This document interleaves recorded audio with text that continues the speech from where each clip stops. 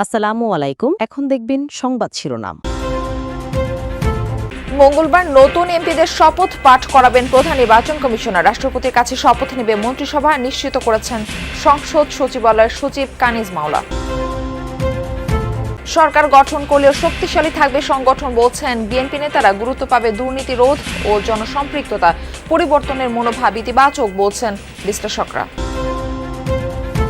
সংবাদ সম্মেলনে জাতীয় ঐক্যের ডাক দিলেন তারেক রহমান। নতুন সরকার গুরুত্ব দিবে আইনের শাসন, অর্থনীতি পুনর্গঠন ও কর্মসংস্থান সৃষ্টিতে। নতুন সরকারের সামনে উচ্চ মূল্যস্ফীতি সহ অর্থনীতিতে পাহাড় সমান চ্যালেঞ্জ। কর্মসংস্থান, বিনিয়োগ ও অভ্যন্তরীণ আয় বাড়াতে নীতি কৌশল বদলানোর তাগিদ। খুলনা বিভাগে জামায়াতের বড় বিজয়, ধরাশয়ী বিএনপির হেভিওয়েট অনেক প্রার্থী। জাতীয় পার্টির দুর্গখ্যাত কুড়িগ্রামে জামানত হারিয়েছে 18 জন। এতক্ষণ শুনছিলেন সংবাদ শিরোনাম, এখন দেখবেন বিস্তারিত। আগামী মঙ্গলবার নবনির্বাচিত সংসদ সদস্যদের শপথ পাঠ করাবেন প্রধান নির্বাচন কমিশনার এএমএম নাসির উদ্দিন।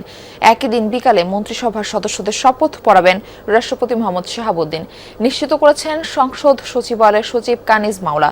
এর আগে দুপুরে মন্ত্রিপরিষদের সদ্য বিদায়ী সচিব ডক্টর শেখ আব্দুর রশিদ জানিয়েছেন, শপথ অনুষ্ঠানে দেশি বিদেশি প্রায় 1000 অতিথি উপস্থিত থাকবেন।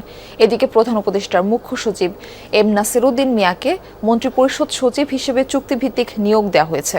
এর আগে রাতে ডক্টর শেখ আব্দুর রশিদের চুক্তিভিত্তিক নিয়োগ বাতিল করে প্রজ্ঞাপন জারি করা হয়। ত্রয়োদশ জাতীয় সংসদ নির্বাচনে নিরঙ্কুশ জয় পেয়ে দীর্ঘ প্রায় 2 দশক পর আবারও সরকার গঠন করতে যাচ্ছে বিএনপি। এখন শুধু শপথের অপেক্ষা। শুক্রবার গভীর রাতে নবনির্বাচিত সংসদ সদস্যদের সরকারি গেজেট প্রকাশ করেছে নির্বাচন কমিশন। নির্বাচন হওয়া 299টি আসনের মধ্যে 297টি ফলাফলের ভিত্তিতে এই গেজেট প্রকাশ করা হয়। গেজেট প্রকাশের 3 দিনের মধ্যে শপথ গ্রহণের বিধান রয়েছে। এরই মধ্যে নবনির্বাচিত সংসদ সদস্যদের শপথ অনুষ্ঠানের সব প্রস্তুতি শুরু করেছে সংসদ সচিবালয়। আমরা প্রস্তুত আছি আর কি। শপথ গ্রহণের পক্ষ, আদার্স ছাত্রদের আপ্যায়ন, তাদের লবি, তাদের স্বাক্ষর, তাদের আইডি কার্ড সব আমরা প্রস্তুত আছি। সচিবালয়ে মন্ত্রিপরিষদের সদ্য বিদায়ী সচিব জানান, সংবিধান অনুযায়ী সংসদ সদস্যদের শপথ বাক্য পাঠ করান সংসদের স্পিকার। তবে বর্তমান পরিস্থিতিতে মঙ্গলবার শপথ বাক্য পাঠ করাবেন প্রধান নির্বাচন কমিশনার এএমএম নাসির উদ্দিন। সরকার গঠন করলেও সাংগঠনিকভাবে দুর্বল হবে না বিএনপি। অগ্রাধিকার পাবে তৃণমূল কর্মীদের প্রত্যাশা ও জনগণের স্বার্থ। সরকারের সমালোচনার পাশাপাশি নির্বাচিত প্রতিনিধিরা প্রতিবাদ জানাবে যে কোনো বিতর্কিত সিদ্ধান্তরেও। দলের মধ্যে অনিয়ম, দুর্নীতির অভিযোগ উঠলে তার বিরুদ্ধে কঠোর অবস্থান নেওয়ার পক্ষেও মত বিজয়ী প্রার্থীদের। বিশ্লেষকদের পরামর্শ, সরকার পরিচালনা করতে গিয়ে যেন ভোটারের সাথে দূরত্ব তৈরি না হয়। দীর্ঘ 17 বছর পর আবারও দেশ পরিচালনার দায়িত্ব নিতে যাচ্ছে বিএনপি। কেমন হবে নতুন সরকার? আগের মতোই কি সরকারের মাঝে একাকার হবে দল, নাকি এবার ভিন্ন আঙ্গিকে দেখা যাবে বিএনপিকে? জনগণের ভোটে নির্বাচিত দলটি সরকার গঠনের পর জবাবদিহিতা কতটা নিশ্চিত করবে? নির্যাতন ও আন্দোলনের পথ পেরিয়ে এবার সরকার গঠন করতে যাওয়া দলটি নিজেদের আমূল পরিবর্তনের কথা বলছে, যেখানে জনগণের স্বার্থ ও দলের ভাবমূর্তি মুখ্য। এই দুটি অংশ থেকে নিজেদের বিচ্ছিন্ন করতে চান না জনপ্রতিনিধিরা। বিএনপির পরিবর্তনের মনোভাবকে ইতিবাচক হিসেবে দেখছেন বিশ্লেষকরাও। ভোটারের মনস্তত্ত্ব বুঝে সিদ্ধান্ত নেয়ার পরামর্শ তাদের। বিএনপি যে ধরনের রাজনৈতিক দল, বোঝা যায় যে এত বিদ্রোহী প্রার্থী, তার মানে দলের মধ্যে ওই সংহতিটা নাই আসলে। তো এটা বিএনপির জন্য একটা সমস্যা। বিএনপিকে যদি পরবর্তীতে পাওয়ার পলিটিক্স করতে হয়, তাদের দলটাকে অনেক বেশি সংহত করতে হবে। এবার দেশ গড়ার পালা। যে কোনো মূল্যে বজায় রাখতে হবে দেশের শান্তি শৃঙ্খলা। প্রতিবেশীদের সাথে সম্পর্ক হবে পারস্পরিক স্বার্থের ভিত্তিতে। বিপুল ভোটে বিজয়ের পর প্রথমবার সংবাদ সম্মেলনে এসে বিএনপি চেয়ারম্যান তারেক রহমান এমন মন্তব্য করেছেন। জাতীয় ঐক্যের ডাক দিয়ে ভোটে পরাজিত রাজনৈতিক দল, প্রশাসন ও দেশবাসীর সহযোগিতা চান। আইনের শাসন, অর্থনীতি পুনর্গঠন, কর্মসংস্থান ও সংস্কার বিএনপি সরকারের নীতি হবে বলেও সংবাদ সম্মেলনে জানান তিনি। এছাড়া ফাঁসির দণ্ডপ্রাপ্ত শেখ হাসিনাকে দেশে ফিরিয়ে আনার ক্ষেত্রে রুলস অব ল বা আইনি পন্থা অনুসরণের কথা জানান বাংলাদেশের হবু প্রধানমন্ত্রী। বড় বিজয়ের একদিন পর দলের সিনিয়র নেতাদের নিয়ে প্রথমবার গণমাধ্যমের মুখোমুখি বিএনপি চেয়ারম্যান তারেক রহমান। রাজধানীর একটি হোটেলে বিকেলে শুরু হয় জনাকীর্ণ সংবাদ সম্মেলন। দেশের স্বাধীনতা প্রিয়, গণতন্ত্র প্রিয় জনগণ আবারও বিএনপিকে বিজয়ী করেছে। আমি দেশের সকল জনগণকে জানাই আন্তরিক অভিনন্দন। যে কোনো মূল্যে অবশ্যই শান্তি এবং শৃঙ্খলা বজায় রাখতে হবে। কোনো রকমের অন্যায় কিংবা বিয়ানি কর্মকাণ্ড আমরা বরদাস্ত করব না। দলমত, ধর্ম, বর্ণ কিংবা ভিন্নমত যাই থাকুক, কোনো অজুহাতে অবশ্যই দুর্বলের উপরে সবলের আক্রমণ আমরা মেনে নেব না। নির্বাচনের মাঠে হয়তো কোথাও কোথাও নিজেদের মধ্যে ভুল বোঝাবুঝির সৃষ্টি হয়ে থাকতে পারে, তবে এই ধরনের বিরোধ যেন প্রতিহিংসায় রূপ না নেয় সে ব্যাপারে সবাইকে সতর্ক থাকার জন্য আমি আন্তরিকভাবে আহ্বান জানাচ্ছি।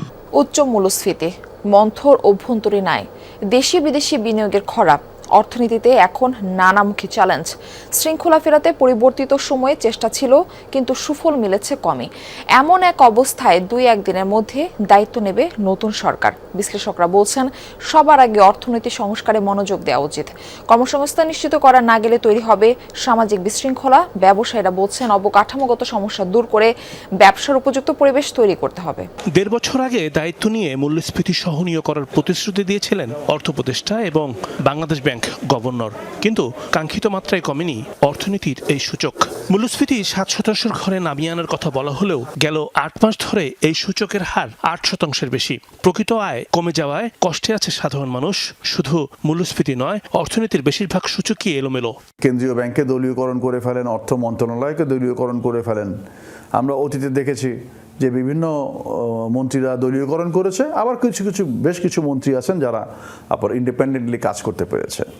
তো এই মুহূর্তে যাতে করে কোনো ধরনের দলীয়করণ না হয়, আগামীর প্রধানমন্ত্রীকে একজন দক্ষ অর্থমন্ত্রী নিতে হবে, যে who only reports to the parliament and the prime minister. শেষ হয়েছে নির্বাচন, দায়িত্ব নিচ্ছে নতুন সরকার। স্থিতিশীল হচ্ছে দেশ, কিন্তু সরকারের সামনে পাহাড় সমান অর্থনৈতিক চ্যালেঞ্জ। নতুন বিনিয়োগ নেই বললেই চলে, কমেছে শিল্পের উৎপাদন সক্ষমতা, হচ্ছে না কর্মসংস্থান। কথাবার্তা হচ্ছিল যে আসলে রাজনৈতিক সরকার ক্ষমতা এলে তখন বোঝাপড়ার ভিত্তিতে নীতি কেমন হয় সেটার ভিত্তিতে আসলে বিনিয়োগ আসবে বিদেশ থেকে, কিন্তু আমরা কিন্তু সেরকম কোনো নির্বাচনী ইশতেহারেও আসলে এই নিয়ে পরিষ্কার কোনো নির্দেশনা আমি কিন্তু কোনো বড় রাজনৈতিক দল বা জোটের কাছ থেকে পাইনি। ত্রয়োদশ জাতীয় সংসদ নির্বাচনে খুলনা বিভাগের 10 জেলায় 36 আসনের মধ্যে 25টিতেই জয় পেয়েছে জামায়াত। যদিও সংসদে যাওয়ার টিকিট পাননি দলের কেন্দ্রীয় সেক্রেটারি জেনারেল মিয়া গোলাম পরোয়ার।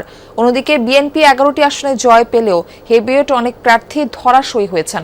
রাজনৈতিক পট পরিবর্তনের পর দলের নেতাকর্মীদের শৃঙ্খলা বিরোধী কাজ ভোটারদের দূরে সরিয়ে দিয়েছে বলে মনে করেন ধানের শীষের পরাজিত প্রার্থীরা।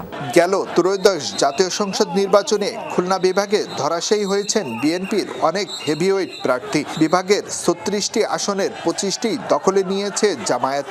বিভাগে ভালো করলেও খুলনা জেলায় তেমন সুবিধা করতে পারেনি দাঁড়িপাল্লা। জেলার 6টি আসনের মধ্যে 2টিতে জয় পেয়েছে তারা।